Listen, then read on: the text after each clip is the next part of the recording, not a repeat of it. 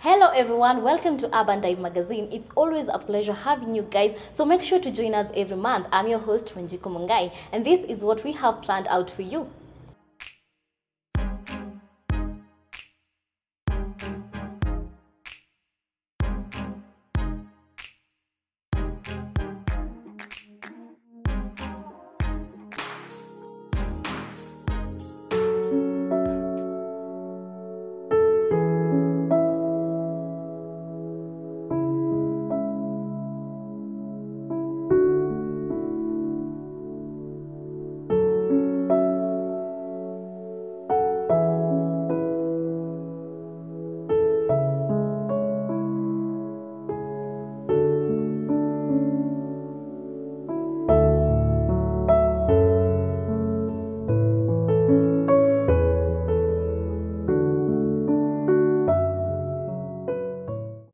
As you have seen, we have so much for you. Without further ado, let's get to our first story.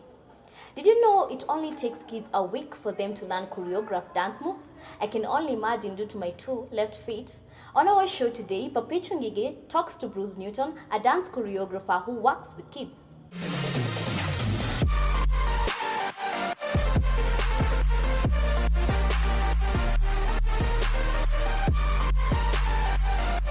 Ndo maana nilikimbia katika injili ya baba nikimwona nitasimama. Bruce Newton is a well-known gospel artist who has embraced dance and music to reach out to young people. His hit song trend every time with the youth more fascinated by how possible it is to have fun in Christ.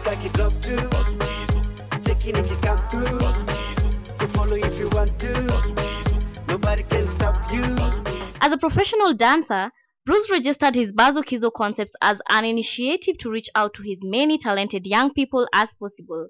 After inquiry, Bruce told us it only takes the kids a week to come up and train on the given moves. He has been able to take choreographed moves to various groups and send them through to competition, both local and international.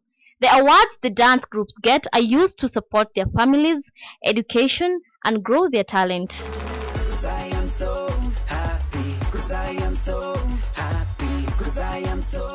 Well, that was amazing. Make sure to follow us on our social media platforms at Urban Dive and tell us what you think.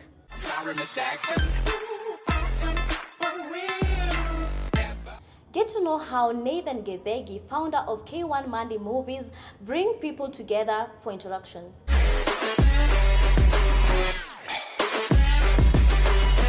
Hello, my name is Nathan Gedegi. I am a content creator, a curator of experiences, and recently moved back to Kenya about a year ago. I identified a need in the marketplace for experiences that are not being done currently. I have a background in mass communication. I have a family member who is a well-known actor, and by virtue of that, we're trying to bring Hollywood to Kenya.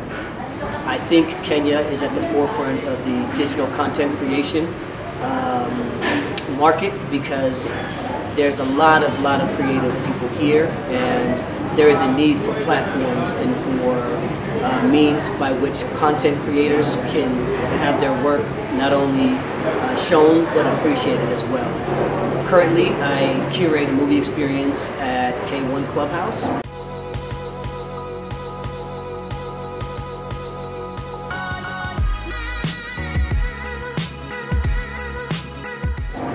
Be taking that concept and doing it out in the public space, something called Popcorn Pop-Up. I want to create a lifestyle brand that is about the diaspora, and I also am going to be facilitating some modeling competitions that are coming to Nairobi. I found that marketing in Kenya is quite robust, however, it's a copy-paste environment. So the people that I want to work with and the way that I market myself personally is I try to be not only outside the box, I try to imagine there is no box. So for people that just want to be like the next person, I would strongly suggest that you go and get inspiration from sources like YouTube, from other bloggers, from marketing magazines. There's a saying that says, formal education will make you a living, but self-education will make you a fortune. So therefore, it's important, even if you don't have a marketing background and you're somebody who's trying to do something in the creative space, teach yourself as much as you can about marketing, because that way you will have a value differentiation between yourself, your product or service, and the next person's product, good or service. Music is food to the soul, but does it really put food on the table? Kago Mungai shares his story.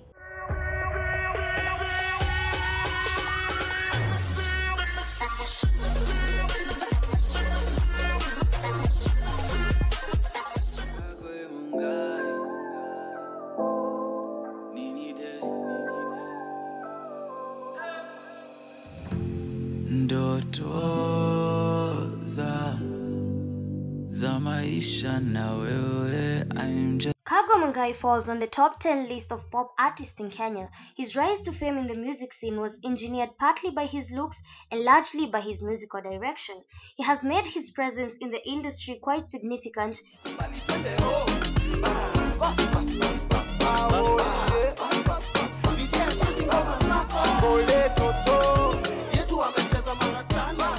He's a cool kid who is constantly showcasing his works, for better or for worse. He has a new album called Spectrum, in which the creativity is highly presented. He tries to imply that we are different people and you don't have to be defined by society. And how he plans to market his new album. Okay, so marketing in music, I guess, is an important part, something that we could talk about. And marketing has always been done very aggressively before social media, during social media, and it continue being done after.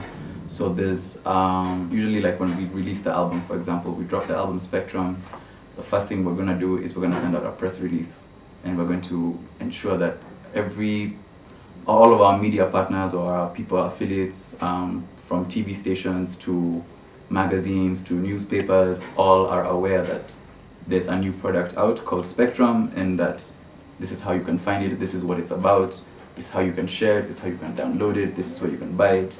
And that's step one. Step two is then actually going to do the interviews, right? So we go to these different media houses and we'll go and like talk about the album and what it means and what it's about and all of these things. The third step would be obviously social media. And that happens, all of these things are happening like at the same time, right? So social media is heavy, it's something that we strongly believe in. And so that is always there 100%, ensuring that we engage with fans and just, I guess, the target audience to make sure that people are aware and vibing with Spectrum, you know.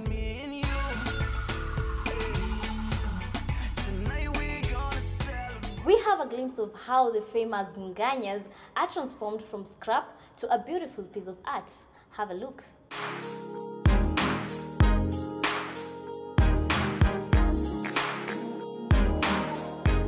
Eddie Picasso is a brush name for Edwin Wanjiku, which is the artist's real name. He's a matatus designer or artist who started the practice back in 2015 under the group Euthymized with the founder Lithium, who happens to be his mentor and the person who did introduce him into airbrush art and its applications in modern art and also as a business. Eddie has been into art for as long as he can remember. He was first introduced to art back in high school from friends who he at the time schooled with. Through interest and passion, he's much more than a self-taught artist. His art majorly lingers on human form, especially portraits. He started on pencil portraits, which bagged him an amazing award at the Nairobi Visual Arts, which is held yearly under the Go Down Art Center.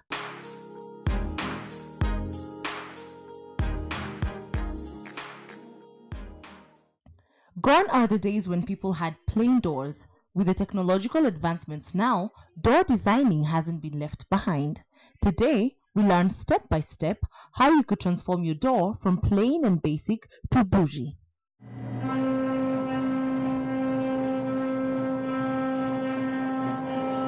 Thank you very much. I'm going to make a brief presentation of how to produce an image on a workpiece. And today we are going to use three softwares, one of which is called the CAD, Computer Aided Design. And that, in this case, we are going to use the SolidWorks. And let us have a look at one of the previous designs that I had done. And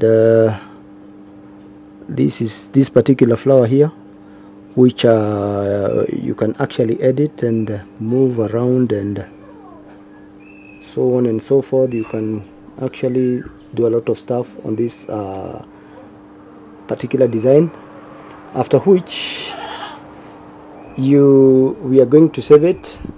The next software that we are going to use only works with this DXF, so we are going to save it as a DXF file. So we have this particular flower here, we can tell it to save. So that is the work of this first software, that is the CAD, which is SolidWorks software. And next we are going to go to our next software, which is ArtCam.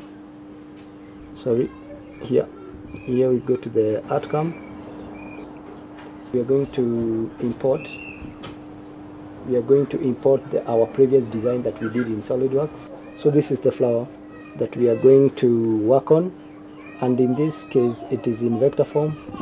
So again we are going to generate the tool paths, and that is which shows how the tool is going to cut this particular workpiece. We should come here to see what we are going to get from the machine. So this is a simulation option, so let's try to simulate the tool, and in this case let's have our tool here. This is the workpiece here, so we are going to simulate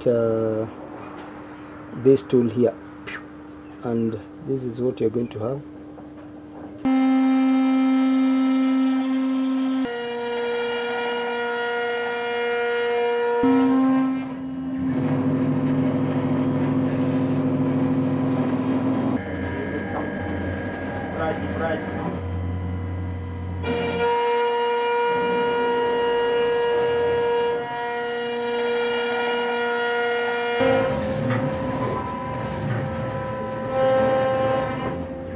Now that marks the end of our show today. Make sure to follow us on our social media platforms at Urban Dive. I have been your host, Wanjiku. Till next time, bye.